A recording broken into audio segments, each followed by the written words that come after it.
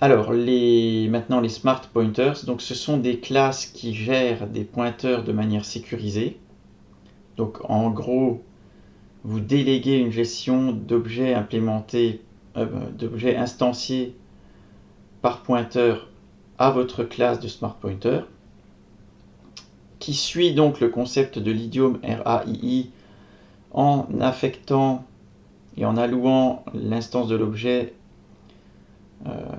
à instancier dans le pointeur intelligent et en le désallouant lorsque le pointeur intelligent finit sa vie.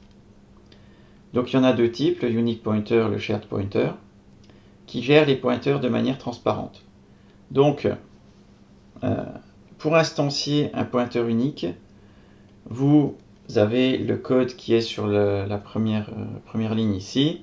Donc, std unique pointer int, donc on veut un pointeur unique sur un entier, UPTR, égale make unique int, donc on spécifie quel type de variable va être pointé, 42.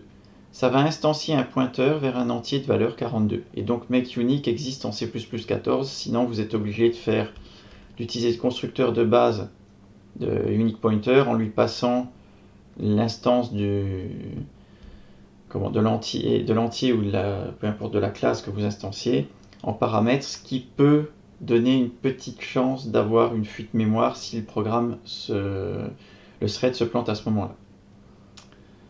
Pour le shared pointer, c'est un petit peu pareil, sauf que là, make shared existe depuis C++11, et donc depuis que le shared pointer existe. Par ailleurs, donc la différence entre les deux, parce que là on a exactement le même code en remplaçant unique par shared, la différence c'est que unique pointer, lorsque la variable de type unique pointer est détruite, immédiatement elle désalloue votre variable et votre objet pointé.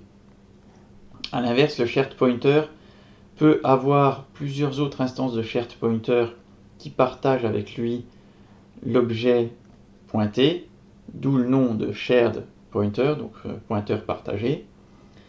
Et à chaque destruction d'un shared pointer sur une instance donnée, on décrémente le compte de référence vers l'objet pointé, et quand on tombe à 0, on détruit aussi l'objet pointé.